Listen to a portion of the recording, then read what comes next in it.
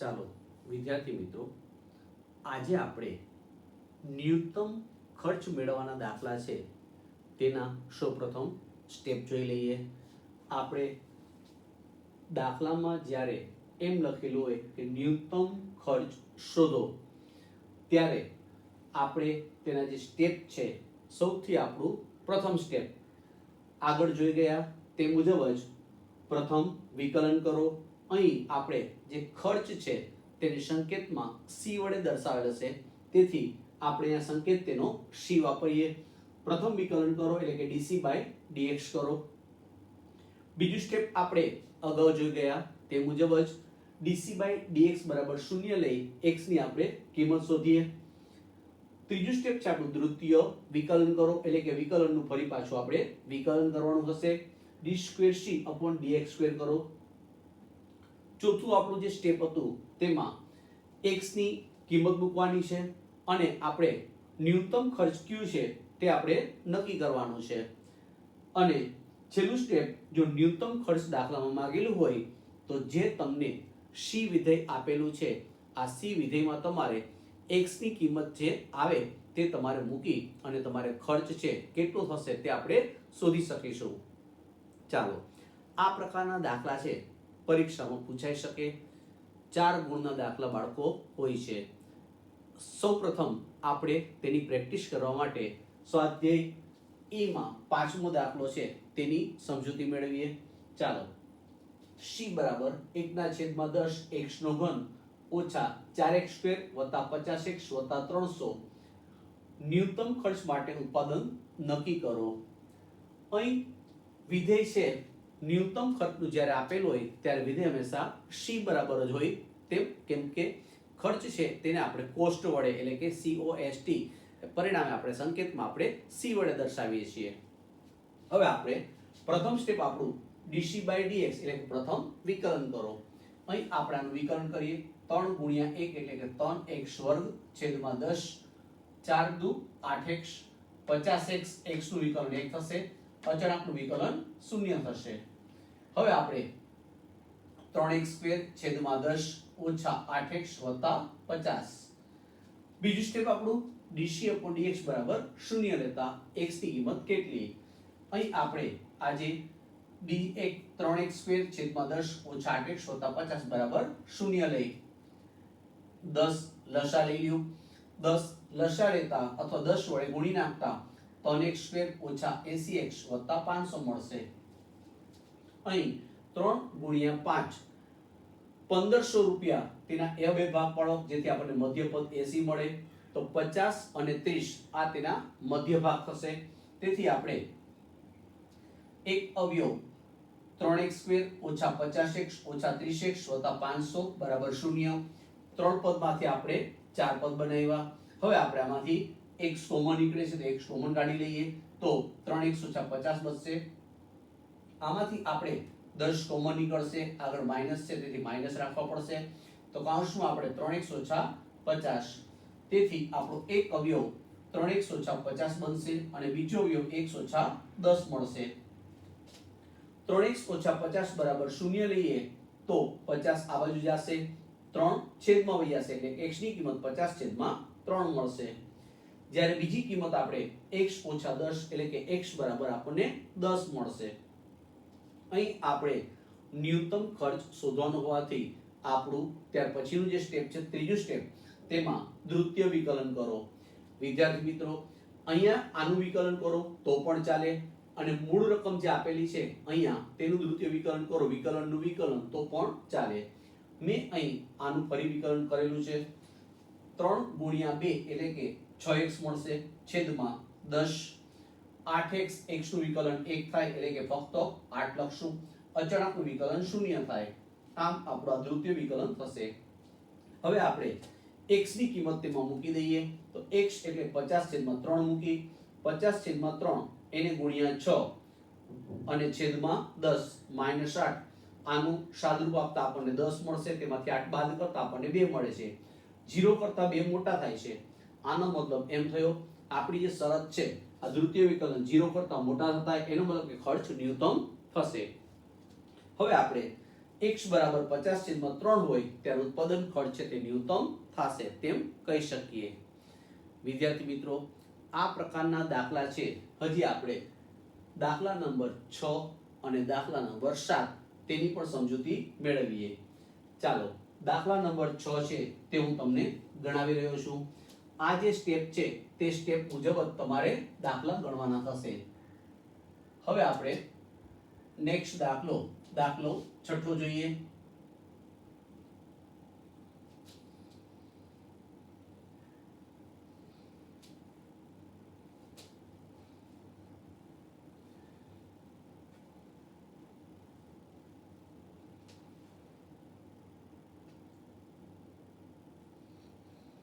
ચાલો, આપણે દાખલા નંબર 6 ની સમજૂતી મેળવીએ. દાખલા નંબર 6 માં આપણે કોઈ માલના x એકમ બનાવવાનું એકમ દીઠ ખર્ચ c બરાબર આપેલ છે આપણને. અહીં તમને ટૂંકમાં જ રકમ લખું છું. c બરાબર 1000 વત્તા 8x વત્તા 5000/x. આપણે ન્યૂનતમ ખર્ચ માટે કેટલું ઉત્પાદન કરવું જોઈએ એટલે કે x ની કિંમત પણ શોધવાની છે અને અંતમાં ન્યૂનતમ ખર્ચ પણ આપણે શોધવાનું છે. સૌપ્રથમ ન્યૂનતમ ખર્ચ શોધવા માટે સ્ટેપ બાય સ્ટેપ આપણે આ જે 5 સ્ટેપ છે તે મુજબ જ આપણે દાખલા ગણીશું. અહીં x છે છેદમાં હોવાથી સૌપ્રથમ તેને ઉપર લઈ જઈએ એટલે કે c બરાબર 1000 પ્લસ 8x વત્તા 5000 x ની ઓછા 1 ઘાત થશે. અગાઉ પણ આપણે વિકલનમાં જોઈ ગયા, જ્યારે x છેદમાં હોય તો સૌપ્રથમ આપણે તેને અંશમાં લઈ જવા પડે. અંશમાં લઈ જાઓ એટલે જે ઘાત આપેલી હોય તે ઉલટી જાય એટલે કે માઈનસ થઈ જશે. હવે આનું સ્ટેપ બાય સ્ટેપ આપણે વિકલન કરીએ તો dc/dx. આનું વિકલન 0 થશે.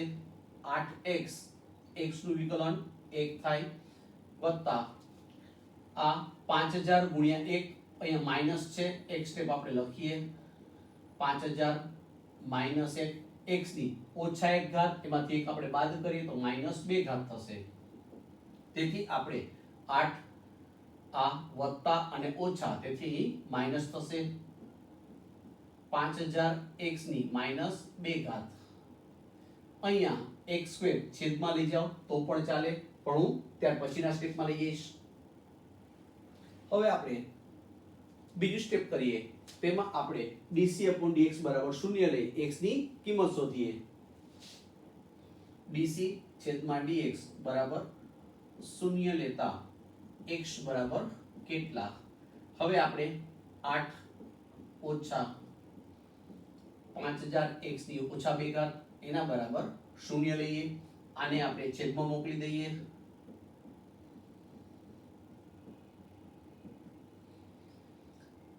આ પદ માઈનસ છે, ઓલી બાજુ જશે તો પ્લસ થઈ જશે. તેથી 8 બરાબર 5000 ના છેદમાં x².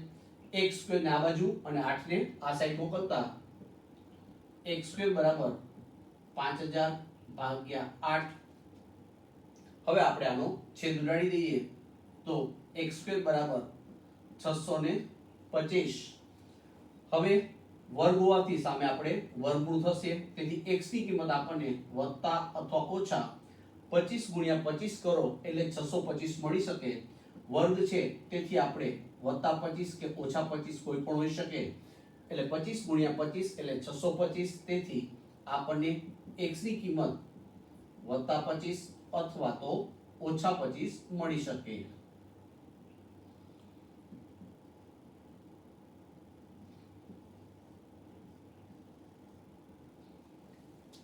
અહીં આપણે ન્યૂનતમ ખર્ચ શોધવાનો હોવાથી x બરાબર 25 લેશું. જે માઈનસ છે તે આપણે મહત્તમ કિંમત મળે. આપણું ત્યાર પછીનું સ્ટેપ દ્વિતીય વિકલન કરીએ. અહીં આ વિકલન છે તેનું ફરી આપણે વિકલન કરી દેશું.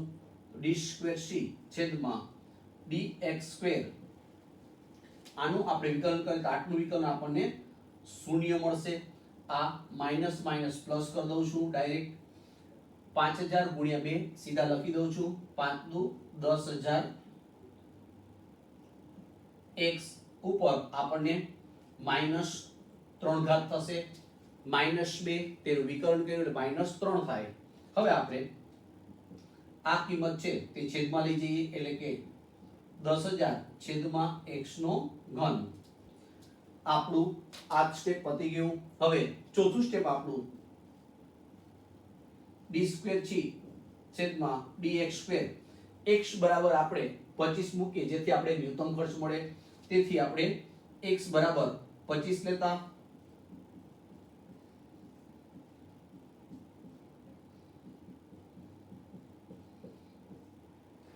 25 નો ઘન એટલે 25 ગુણ્યા 25 ગુણ્યા 25 એટલે કે 15625 થશે, જે શૂન્ય કરતા મોટા છે. આમ આપણી આ જે શરત છે ન્યૂનતમ ખર્ચ માટે સંતોષાય છે. તેથી આપણે x બરાબર જ્યારે 25 મૂકીએ ત્યારે ન્યૂનતમ ખર્ચ બનશે. હવે આ દાખલામાં ન્યૂનતમ ખર્ચ કેટલો તે પણ આપણે શોધવાનો છે. ચાલો આપણે તે પણ શોધી નાખીએ. તો ન્યૂનતમ ખર્ચ શોધવા માટે અહીં હું તમને જે આપણી રકમ આપેલી છે એટલે કે c રકમ આપેલી છે, c માં આપણે x ની કિંમત છે તે મૂકી દઈશું. x એટલે આપણે 25 મૂકીએ જેથી આપણે કુલ ખર્ચ છે તે મળી શકે. તો ચાલો આપણે ખર્ચ શોધીએ.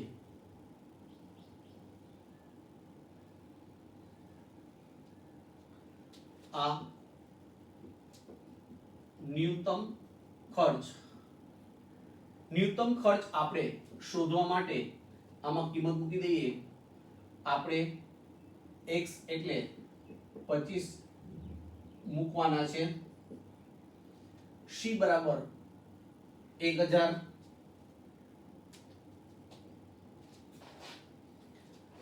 c બરાબર આપણે 1000 વત્તા 8. આપણે અહીં x ની કિંમત છે તે 25 મૂકી દઈએ. તો આપણે 1000 વત્તા 8 કૌંસમાં 25 વત્તા 5000 છેદમાં 25. તેથી આપણે 1000 25 ગુણ્યા 8 200 થશે. 25 5000 ભાગ્યા 25 કરો તે પણ આપણને 200 મળશે. હવે આપણે આ બધાનો સરવાળો કરી લઈએ. 1000 200 અને 200 તો કુલ આપણને 1400 જે આપણું ખર્ચ થશે. આમ x બરાબર 25 એકમ હોય ત્યારે ખર્ચ ન્યૂનતમ ખર્ચ 1400 રૂપિયા થાય. આ રીતે વિદ્યાર્થી મિત્રો દાખલો છે તે ગણવાનો છે. આપણે આ સ્ટેપ મુજબ દાખલો છે તે ક્રમ અનુસાર ગણવાનો ખાસ ધ્યાનમાં રાખો. હવે આપણે ચાલો વિદ્યાર્થી મિત્રો આજે આપણે વિભાગ ઈ માં દાખલા નંબર જે 7 આપેલ છે, અહીં આપણે 7મા દાખલામાં સાબિત કરવાનું છે c બરાબર 1500 0.05x ઓછા 2 વર્ગમૂળમાં x. સાબિત કરો કે ઉત્પાદન 400 એકમ કરવામાં આવે ત્યારે ઉત્પાદન ખર્ચ ન્યૂનતમ થશે. વિદ્યાર્થી મિત્રો આપણે જે મુજબના સ્ટેપ છે તે સ્ટેપ જ આપણે કરવાના છે. અહીં આપણે ઉત્પાદન 400 એકમનું આપી દીધેલ છે. તેનો મતલબ એમ થયો કે x એટલે આપણે 400 લેવાના છે. અહીં આપણે પ્રથમ સ્ટેપ આપણું c બરાબર જે વિધેય આપેલ છે 1500 માઈનસ પ્લસ 0.05x ઓછા 2x વર્ગમૂળ એટલે કે 1/2 ઘાત કરી. હવે આપણે પ્રથમ વિકલન કરી લઈએ. dc છેદમાં dx 1500 નું વિકલન 0 થશે. 0.05 x નું વિકલન 1 થશે. 1/2 ઘાત આગળ ઉતારી અને ઘાતમાંથી આપણે બાદ કર્યા. હવે આપણે અહીં 2 ઉડી જશે. તેથી અહીં 0.05 અને અહીંયા માઈનસ x ની 1/2 માંથી 1 બાદ કરતા -1/2 મળશે. હવે આપણે દાખલામાં ઉત્પાદન આપી દીધેલ છે એટલે કે આપણું જે બીજું સ્ટેપ છે કે dc/dx બરાબર 0 લઈ x કેટલા, તો અહીં દાખલામાં x આપેલ છે, તેથી આપણે ત્રીજા સ્ટેપમાં આવી જઈએ. દ્વિતીય વિકલન કરીએ. d2c છેદમાં dx2 0.05 એનું વિકલન 0 થશે. આ માઈનસ તો છે જ, ઘાત આગળ ઉતારી ઘાતમાંથી એક બાદ કર્યા. હવે આપણે માઈનસ માઈનસ પ્લસ એટલે કે 1/2 x ની -1/2 -1 એટલે કે -3/2 થશે. આપણે એક સ્ટેપ બતાવી દઈએ. માઈનસ છે તેને નીચે જવા દઈએ, તેથી x ની 3/2 ઘાત થાય. હવે દાખલામાં x બરાબર 400 આપેલ છે, તે 400 કિંમત મૂકી આપણે ચકાસણી કરી લઈએ. તો x ની જગ્યાએ આપણે કેટલા મૂકવાના છે, તો કે 400. હવે આપણે 400 મૂકીએ તો 2/400 ઉપર 3/2 ઘાત 400 એટલે કે 20 નો વર્ગ થશે. અહીં આપણે 2 દૂર થઈ જશે, 2 કટ થઈ ગયા, તેથી 20 નો ઘન આપણે બચશે. તો 1/2 ગુણ્યા 20 નો ઘન, 20 નો ઘન એટલે કે 2 ગુણ્યા 2 ગુણ્યા 2, 2 ગુણ્યા 2 એટલે કે 4, 4 દુ 8 એટલે આપણે 3 મીંડા ઉમેરી દઈએ એટલે કે 8000 ગુણ્યા 2, તેથી 16000 મળશે, જે શૂન્ય કરતા કેવા છે, મોટા છે. તેનો મતલબ એમ થયો કે ઉત્પાદન જ્યારે 400 એકમ કરવામાં આવે ત્યારે આપણું ઉત્પાદન ખર્ચ છે તે ન્યૂનતમ થશે, તેમ આપણે સાબિત કરી શકીએ. આપણે હવે પછીના જે વિડીયોમાં અહીં આપણે ન્યૂનતમ ખર્ચ શોધવાના દાખલા શોધ્યા, તેની જગ્યાએ મહત્તમ નફો હોય આપણે કરવાનો હોય તે પ્રકારના દાખલા છે, તેની સમજૂતી આપણે તેના સ્ટેપ અને જે તેને લગતા દાખલાઓ છે તે આપણે મહત્તમ નફાને લગતા દાખલા નેક્સ્ટ લેક્ચરમાં આપણે જોઈશું.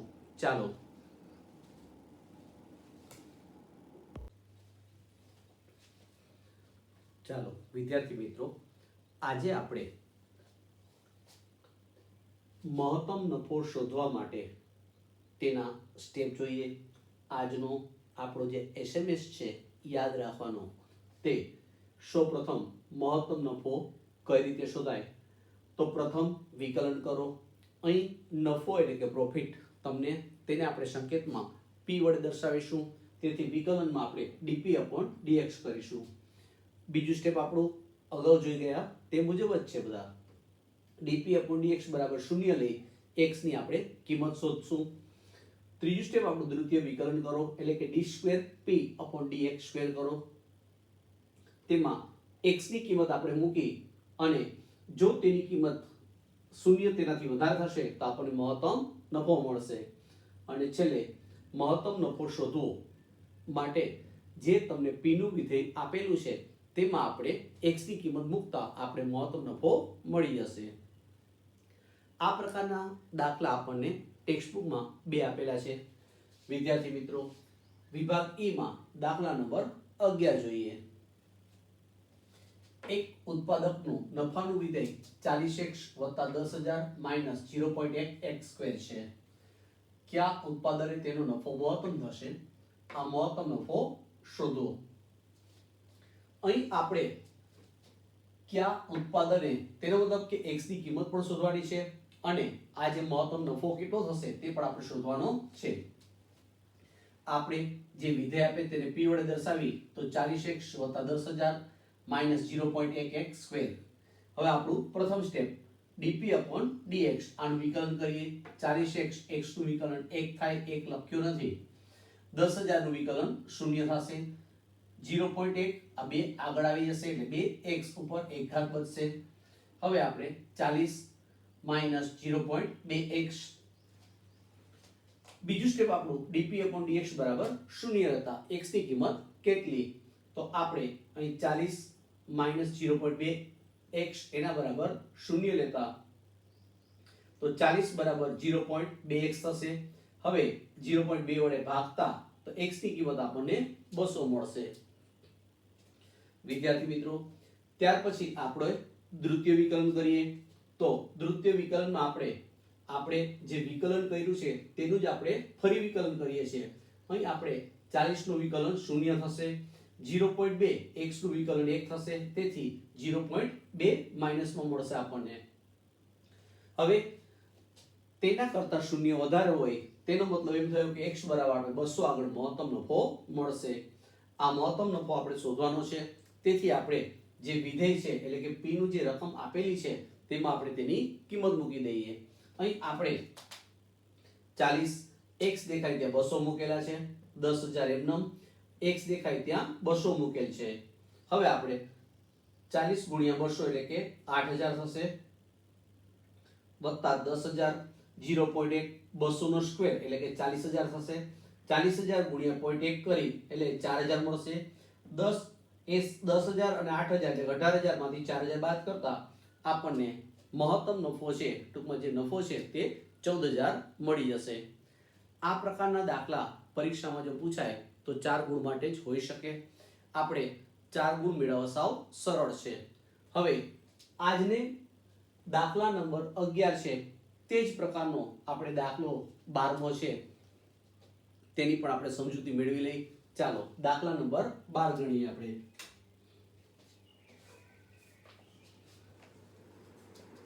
દાખલા નંબર 12 માં આપણે વિધેય આપેલું છે. આપણને રકમ ડાયરેક્ટ લખી દઉં છું તમને હું.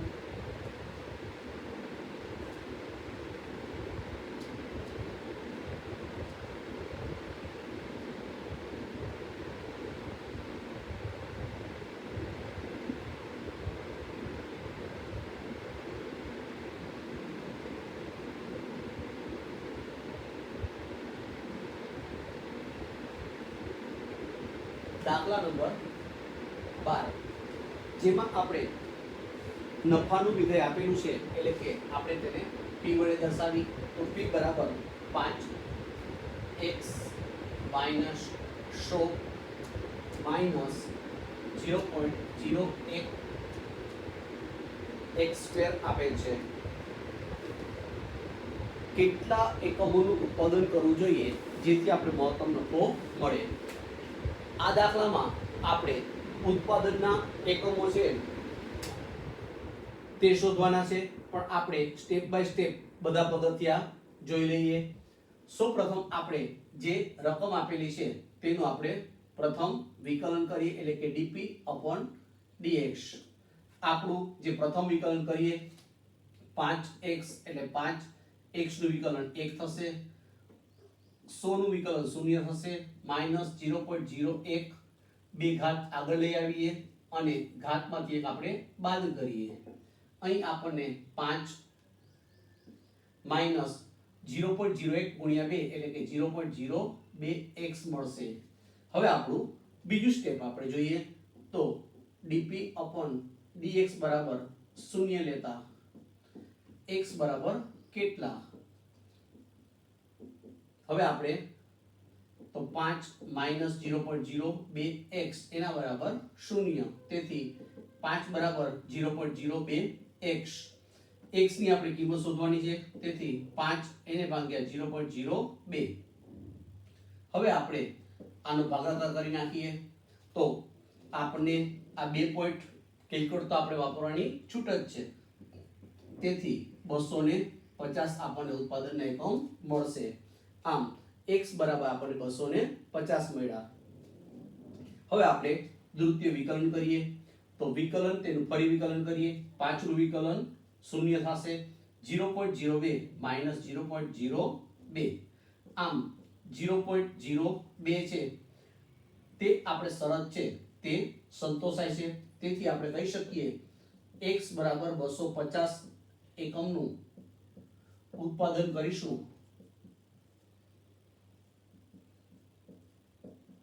તો આપણને મહત્તમ નફો પ્રાપ્ત થશે. આપણે મહત્તમ શરતનું પાલન થઈ ગયું. હવે અહીં દાખલામાં આપણે આટલું જ કરવાનું હતું. આ સાથે આપણે આ દાખલો છે તે પૂર્ણ થયો. મહત્તમ નફો શોધવાના આપણે ન્યૂનતમ ખર્ચ શોધવાના દાખલા હતા. આગળ તે જ પ્રકારના દાખલા છે. અહીંયા આપણે સ્ટેપ તો બધામાં સરખા જ આવશે, ફક્ત આપણે સંકેત છે તેમાં થોડો ફેરફાર કરવાનો છે. નેક્સ્ટ લેક્ચરમાં આપણે આમદાની વિધેય એટલે શું, આમદાની વિધેય છે તેને લગતા દાખલાઓ છે અને તેના જે સ્ટેપ છે તે આપણે નેક્સ્ટ લેક્ચરમાં જોઈશું.